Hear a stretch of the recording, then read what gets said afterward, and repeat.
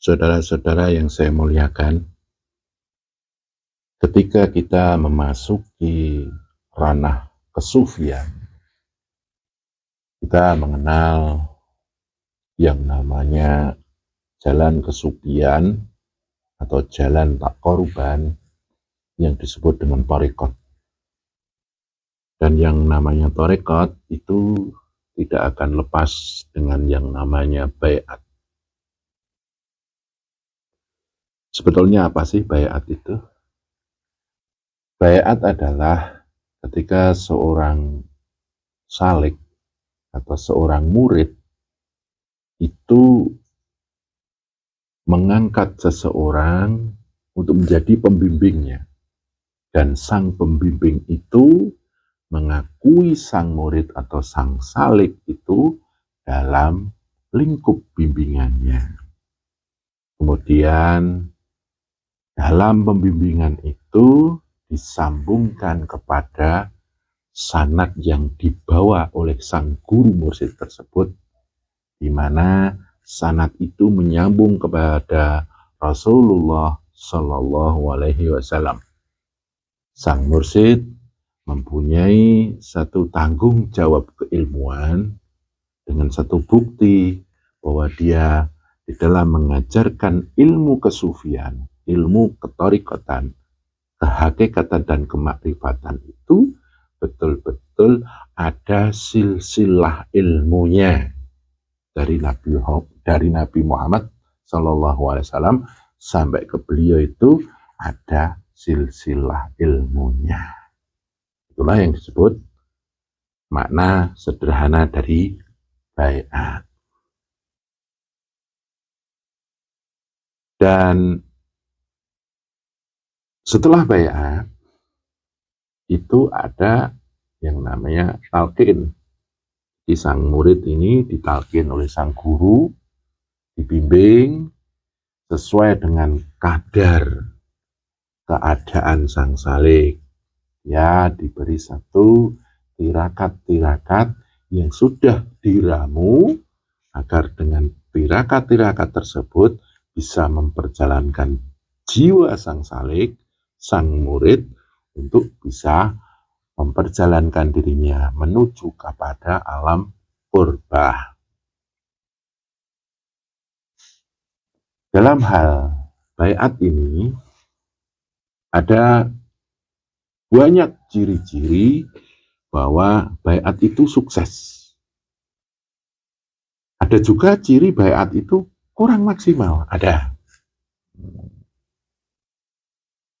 Yang pertama, saya akan bahas ciri-ciri baiat itu sukses bagi kita, berhasil bagi kita.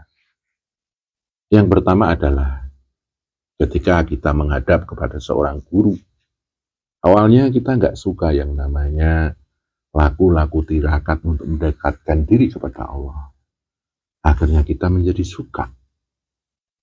Yang awalnya kita jarang berzikir, jarang bertirakat, terus kualitas sujud kita, sholat kita kurang, puasa, zakat dan haji kita atau umroh kita itu kurang maksimal. Ketika kita habis baiat, itu kualitasnya lebih dibanding sebelum baiat. Itulah ciri-ciri baiat tersebut sukses. Ada juga sebelum baiat, hatinya, jiwanya terasa kering, gersang, dan dia merasa jauh dengan Allah.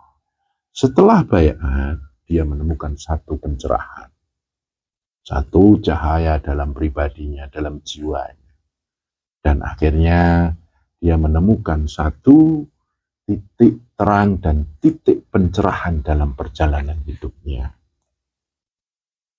Awalnya gersang, kering, hampa. Setelah berbaiat, dia merasakan satu siraman kesejukan dalam jiwanya. Itulah kesuksesan berbaiat. Kemudian ada yang sebelum baiat memang dia sudah hobi zikir, hobi taqarruban.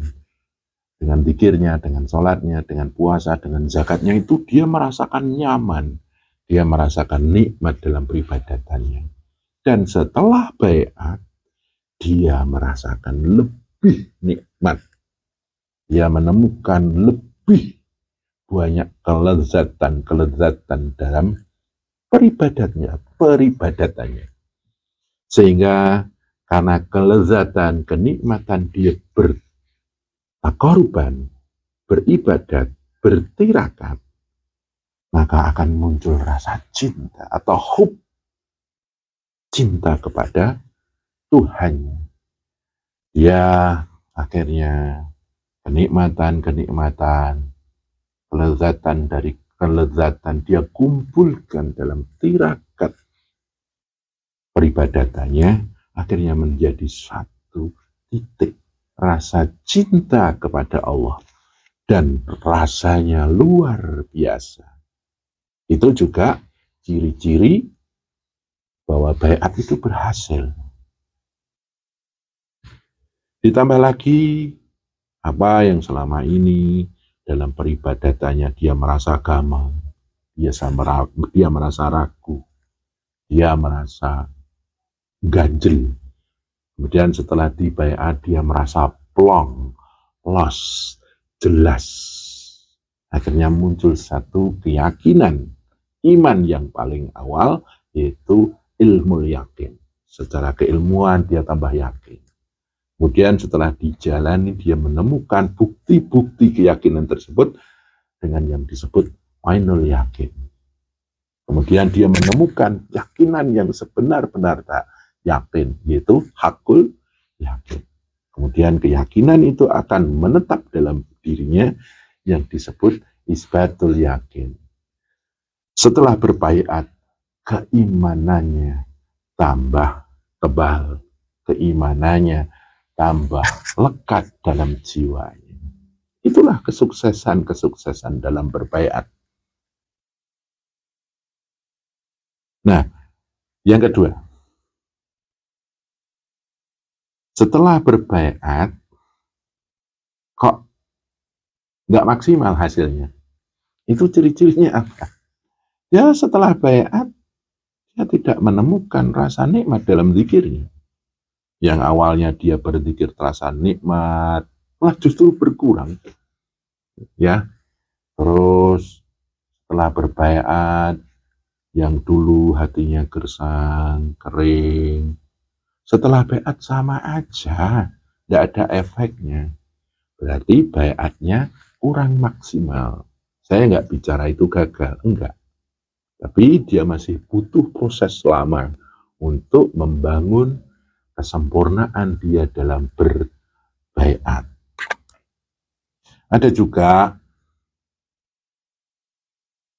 salah satu ciri orang berbaiat itu hasilnya tidak maksimal adalah setelah berbaiat justru munculnya satu fanatisme baru.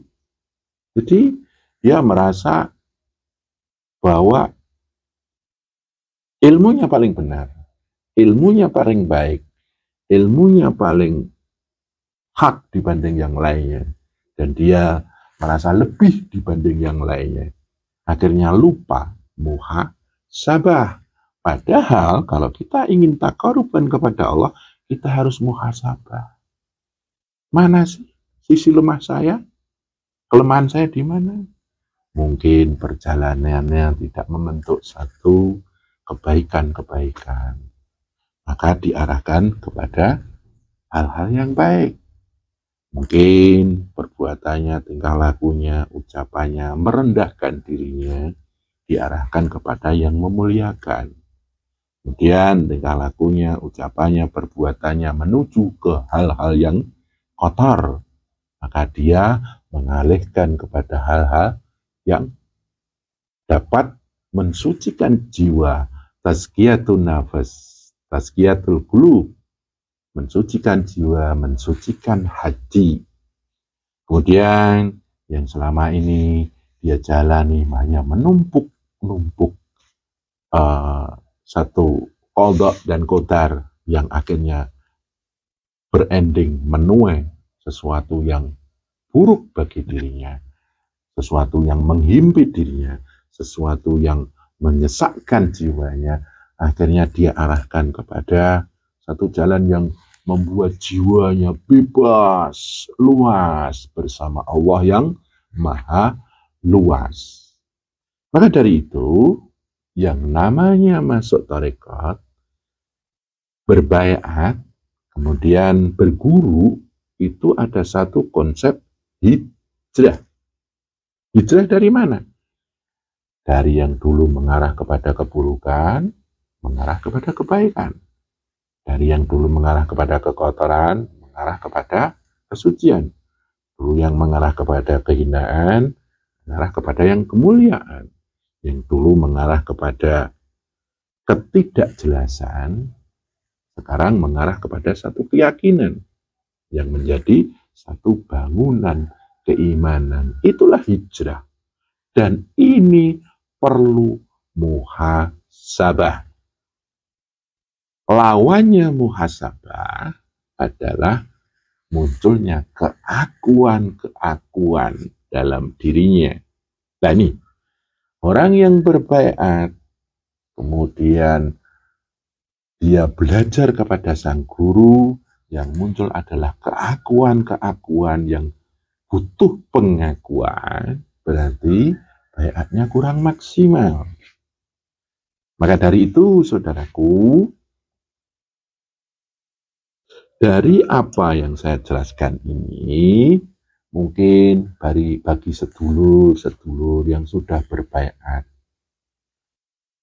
pesan ini buat saya pribadi dan kita bersama, bahwa kita harus menemukan titik di mana perbaikan-perbaikan yang ada pada diri kita setelah kita berbaiat. Ataukah malah justru terjadi banyak kerusakan-kerusakan. Apa itu? Ya kerusakan hati. Malah muncul yang namanya ujub, riya, pamer, bangga hati, bangga diri. Tidak muncul yang namanya ketawaduan, kesabaran, keikhlasan, kerendah hatian. Nah, di situ kita setelah berbaiat perlu juga mengkoreksi, mawas diri, introspeksi, muhasabah terhadap baiat kita masing-masing. Dan mohon maaf, ketika kita sudah berazam, berniat untuk memperdekatkan jiwa kita kepada Allah, banyak di situ ganjalan-ganjalan dan lubang-lubang yang menjebak kita. Salah satu jalan untuk menangkal semuanya itu tetaplah muhasabah. Dan jangan lupa diri. Diri ini harus selalu kita koreksi, kita introspeksi, kita kenali ya, mana yang kurang, mana yang masih belum jelas, mana yang jalannya belum terarah, belum tertata, belum menembus ke titik ketenangan, ketentraman, kedamaian. Itu harus selalu kita koreksi. Muhasabah ini atau koreksi diri ini harus kita jadikan sebagai satu teman akrab. Karena dengan selalu muhasabah diri, koreksi diri, kemudian mawas diri, ini akan selalu menjaga kita untuk selalu mengenal jati diri kita. Kalau ingin mengenal Allah, pertama kali harus mengenal jati diri kita. Man arafa nafsahu faqad arafa rabbahu. Barang siapa mengenal dirinya, maka akan mengenal Tuhannya. Jadi kita harus selalu mengkoreksi diri agar tambah kenal pada diri pribadi kita. Banyak yang terjerumus pada satu konsep-konsep. Jadi ketika dia masuk dalam baiat ketorikotan, justru yang dia kenal hanya konsep-konsep belaka, ya, dan konsep itu tidak kita sandang dalam pribadi kita. Konsep-konsep atau istilahnya ilmu-ilmu itu hanya menjadi hiasan pemahaman, hiasan kejelasan otak, belum masuk ke hati sebagai hidayah, sebagai petunjuk. Dan keduanya belum dijumbuhkan dan belum dirajut menjadi satu tuntunan dalam kita berbuat di alam semesta ini, menjadi satu amaliyah yang tertuntun oleh pemahaman kita, ilmu kita, dan hidayah yang masuk dalam hati kita, masuk dalam jiwa kita. Saudara-saudara yang saya muliakan,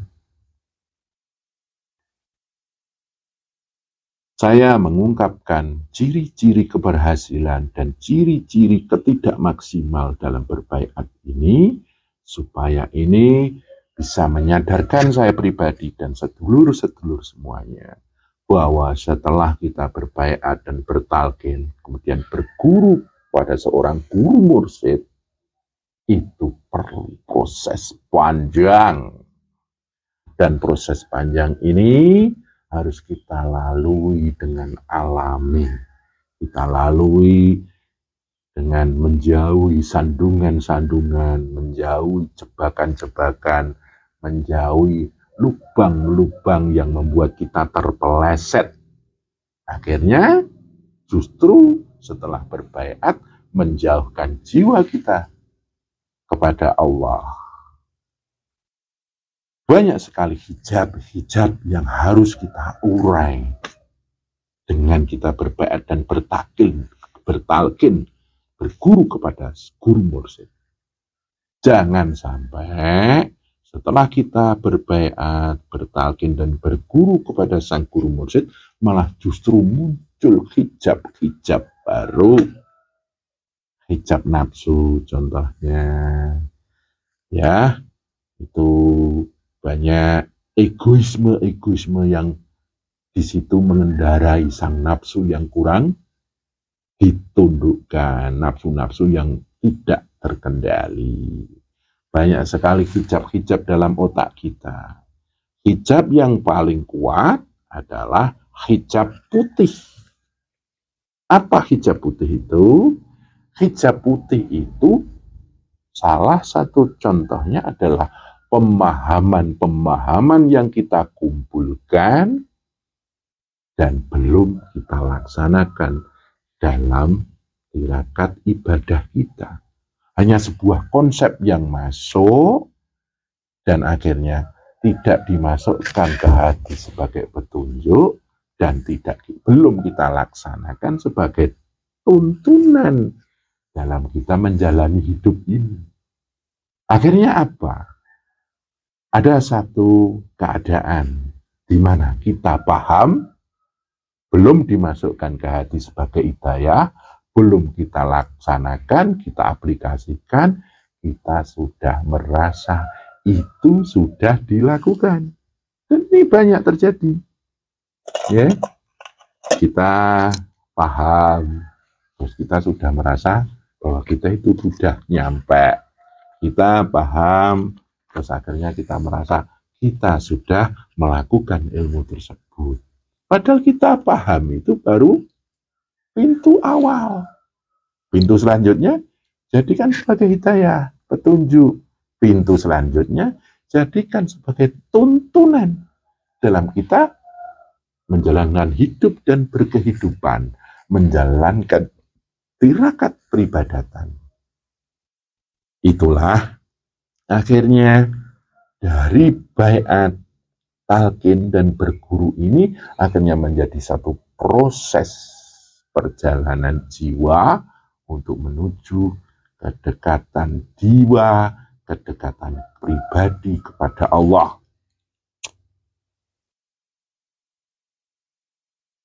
Orang yang sudah bisa memperjalankan jiwanya dan pribadinya menuju pada taqarruban, berproses kepada semakin dekat kepada Allah, itulah orang yang sudah berhasil memperjalankan dirinya. Sebutannya adalah salik.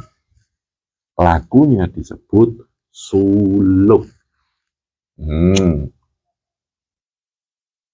Dan orang-orang yang setelah berbaiat, setelah bertalqin, berguru, dia hanya menemukan konsep-konsep yang itu hanya masuk ke otak saja, itu sebutannya thalib. Masih mencari jalan, belum menemukan jalan dan belum menjalani.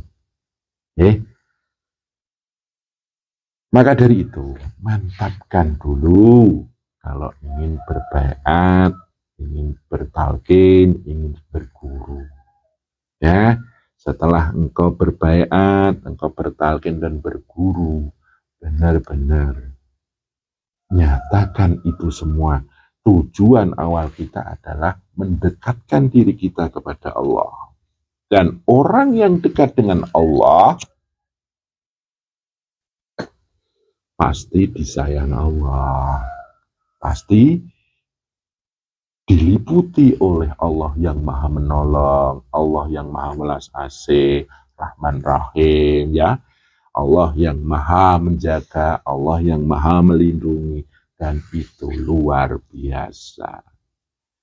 Orang yang dekat dengan Allah itu selalu diliputi oleh ketenangan jiwa, ketentraman hati, pikirannya tertata, nafsunya terkendali, tingkah lakunya, perbuatannya, ucapannya terarah, dan semuanya itu dirangkum dalam satu titik yang disebut kawicaksanan, atau istilahnya bijaksana. Semakin bijaksana dan bijaksana, maka jiwanya itu lama-lama akan sepuh, dewasa, matang. Nah, begitu saudaraku. Semoga ini ada manfaatnya. Ya, ini bukan saya mengajari atau apa. Ini kita di dalam